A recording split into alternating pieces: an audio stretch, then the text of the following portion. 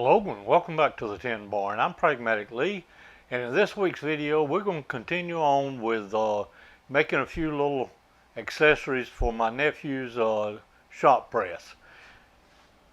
If you recall, in last week or in previous video, I made these drills with the magnets to hold them in place, and I think I might have mentioned in that video that probably the next video would be making a holder for them to mount on the side of the press, and something just to set these down in.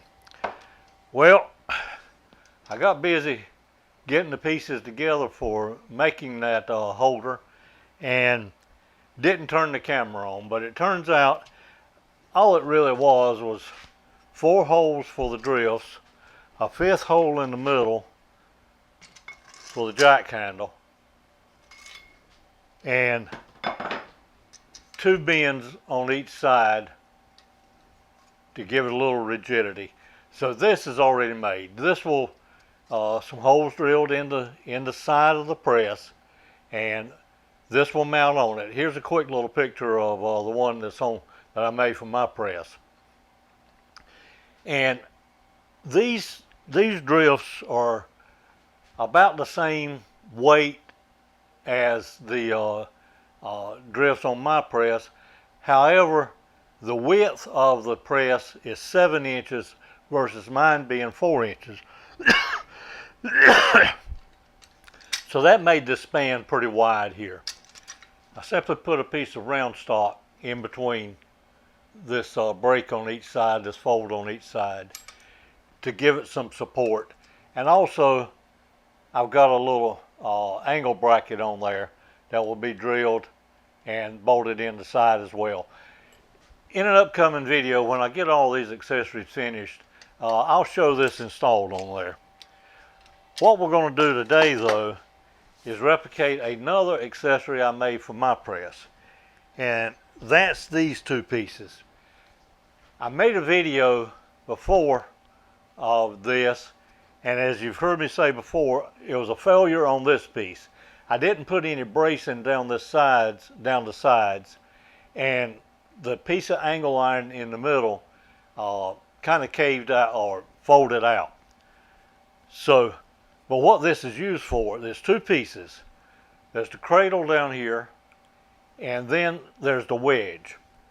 This will go up on the spindle on the press, same place where those drills would attach to, and press down into this cradle to bend metal. Now the cradle itself will set down on the press table, and this again will attach to the pin that's same place the drifts would attach up to. What this is used for, let's say you wanted to make an offset bracket, something like this. Simply set the cradle up, put this on, and press that down until you got about a 45-degree angle here. Turn it over, do the same thing on the other side. Now you've got that, and most of the time it will take a couple tries checking. You might bend it a little bit too much, you need to flatten it back out. But you can bend most any angle to this, including a 45-degree angle. I'm sorry, a 90-degree angle. For me, this little accessory has proven to be quite useful here in the Tin Barn. So I think I'm going to make one for, again, the nephew's press as well. Now again, off camera, I started cutting the pieces for his cradle, and I've got it finished. All it is a piece of 1.25" angle iron in here with some 1-inch rods bedded up against each side with some feet on the end. This was all pressed together and then welded under here. And I got a little carried away with the weld on the top, and I did not have a good straight edge there. So I simply set this up in the mill and milled that down to where I got a good straight edge here and one here. But this video is going to concentrate on replicating this piece. I've got a piece of stock here that's 2-inch stock, and I've already gone and bore out one end of it and got the spots for the magnets. That was the exact same procedure that I did for the drifts. So I didn't try to replicate that in this video. And even though I've got the holes for the magnets in here, this piece combined with the blade is going to be pretty heavy. So like I did on mine, I'll put a thumb screw in the side of it where it can just be manually tightened down. Magnets might hold it, but thumb screw will be a definite lock on that. So the 2 steps we're going to do in this video. One, we're going to put a bit of an edge on this. We won't come out to a real sharp edge. As a matter of fact, I'm going to leave 50 thousandths in the middle there, kind of like I did here. Just leave it a little flat. So we'll do that, and then we'll mill out a groove in this where this will set down into.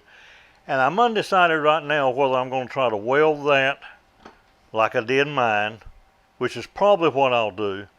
Alternative would be to put a pin through there. We'll see when we get a little bit closer. And then finally we'll drill and tap it for the 1/4 thumb screw. So before we turn over to the mill though, I want to lay this out. This is 3/8 of an inch thick. 3/8 of an inch, 0.375, divided by 2 is 0.1875 will be the center line. But I want to leave about a 50 thousandths thick edge, so I'll subtract 25 thousandths off of that.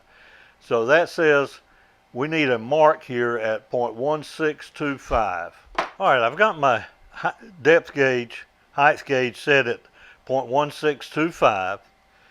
I've got some dicing on one edge here, so I'm going to simply scribe that down, turn it over,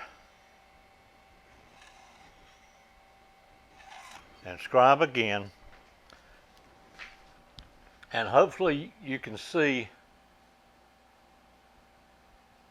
I've got about a 50 thousandths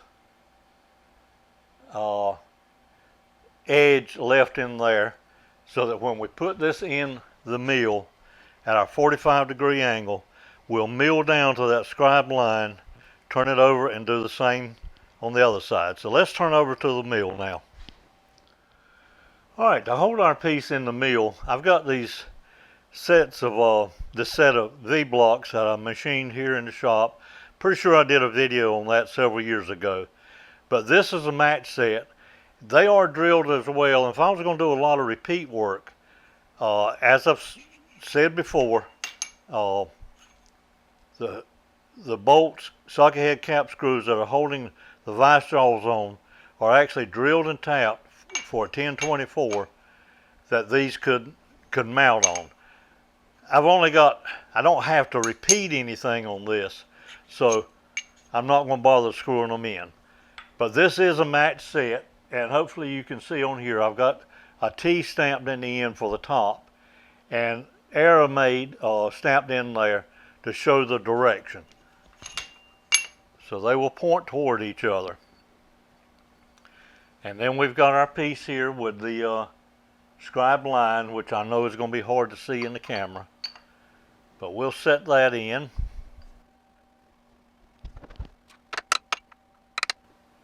All right. These blocks are just to hold it at the 45.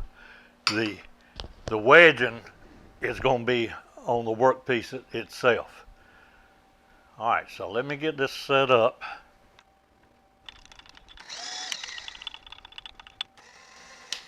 And I'll get this edge here pretty much centered on the tool itself, but it doesn't have to be right directly on there.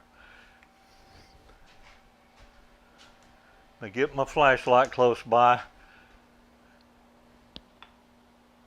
Hopefully you can see those two scribe marks now. We're going to mill down to that top scribe. That'll put a 90-degree angle, included angle.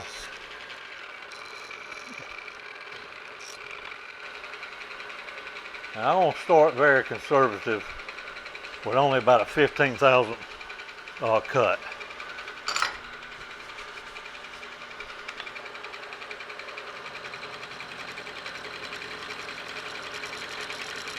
All right, I believe I can get a bit more than that. Let's try 30 thousandths. There's 36.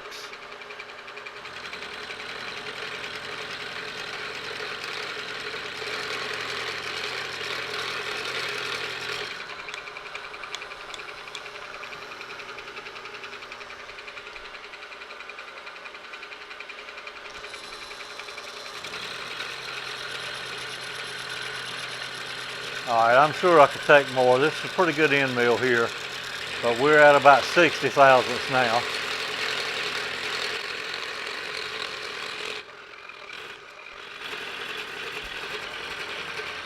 All right, that's about 85 thousandths there, and that is down to our mark.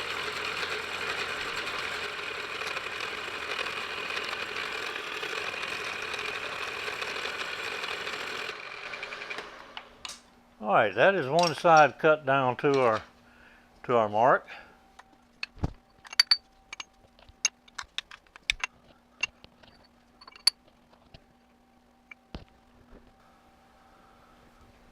All right, I'm going to come back and do about 45, 46 thousandths at the time.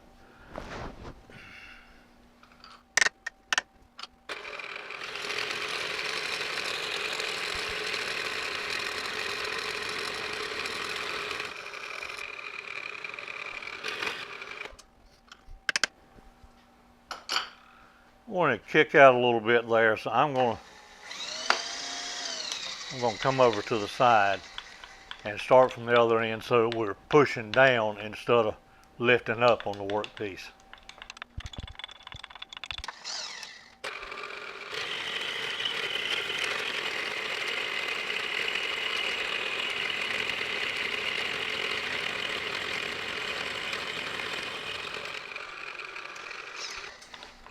All right, I think that's got this piece done. As you can see, we've got a 90-degree on this end down here, or on this bevel. We've got about a 50 thousandths left in the middle.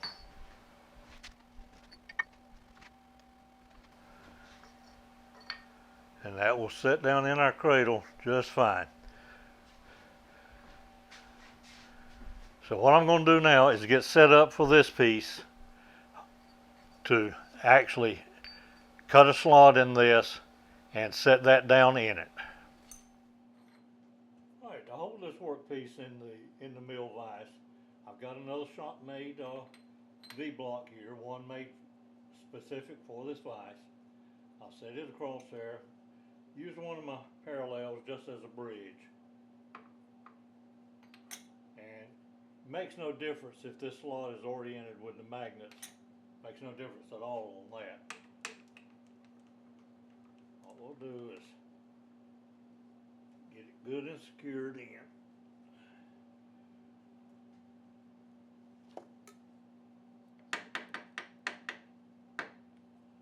Alright, now we're going to find the center.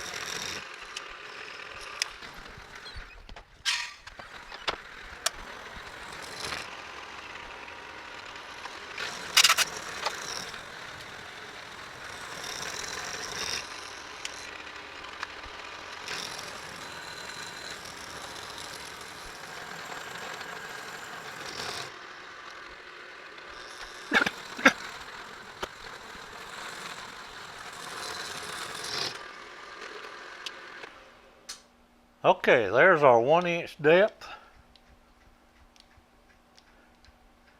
I'm going to deburr this and then get that mounted in, get it setting in there. I still hadn't decided yet if I'm going to pin it or if I'm going to weld it.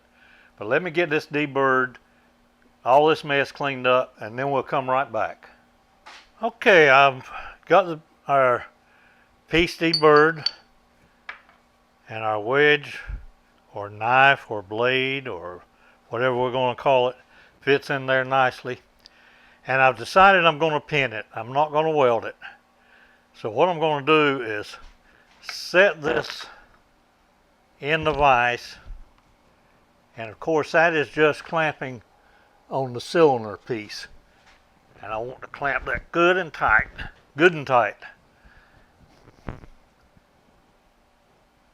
And I want to get this piece, our pressing edge, centered up.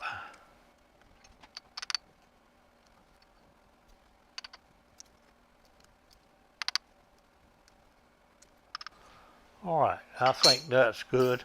Now to hold the two pieces tight to each other, what I'm going to do, a little unconventional here, but I'm going to take a set of adjustable parallels, and I need to raise that up just a little bit, and that piece I had is a bit too thick, so let me find something else. Okay, I got a little different piece of aluminum here just as a lift, but I'll force the adjustable parallel.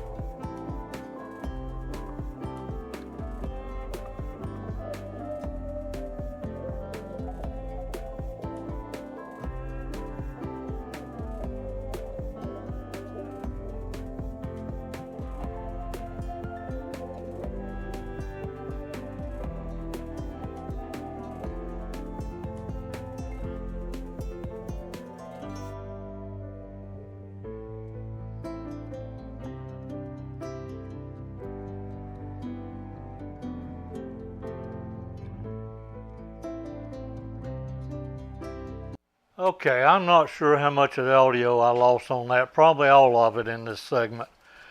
Uh, this wireless microphone I've got has good quality audio 99% of the time, but it has no indication on it whatsoever if the batteries are getting weak. And when they go, they go. But what I did here was take our two pieces, held them in place. The cylinder is held between the vice jaws. The blade is pushed into the cylinder with an adjustable parallel, and I just used a little bit of a shim underneath it to get it up to height. I drilled and tapped a 1/4 hole back here for the thumb screw,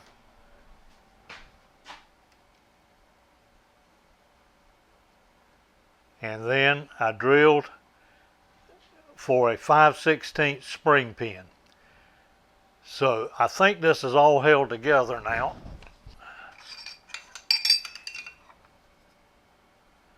And the only other thing I'm probably going to do is go ahead and put a couple magnets in here.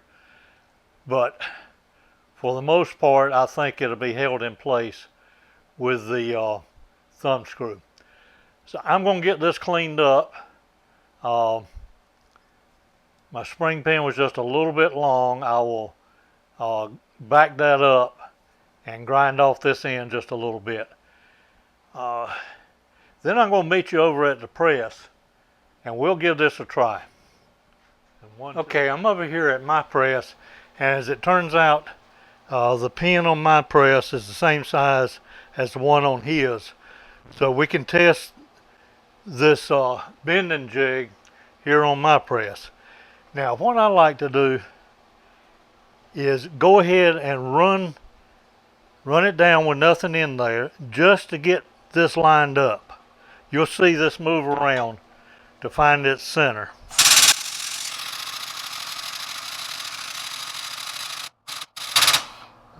Alright, you see it start turning around a little bit?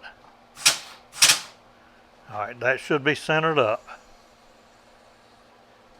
Now I have a piece of, looks like 1.25 inches by 1/4 inch thick.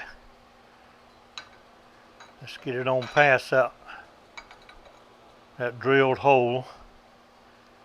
And just my eye, I'm going to line that up square with the cradle.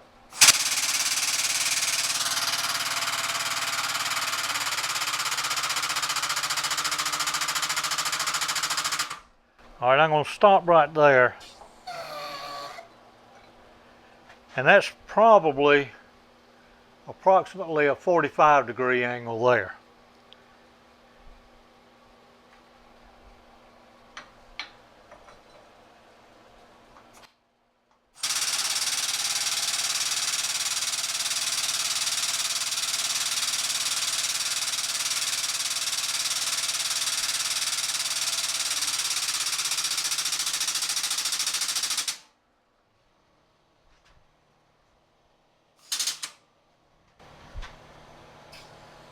Now, I'd rather not overshoot it if I can help. See, I didn't quite get to 90 there, so it's easier to press it a little bit more than it is to straighten it back out.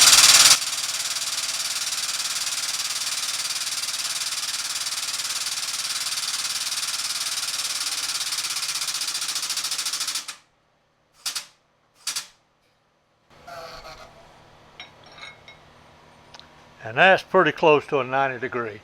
If I was working on an actual piece right now, I'd have my protractor over here so I can test that. But I think this is going to work pretty good for rolling. I'll get this piece degreased and some paint on it, and we'll see you on the next video.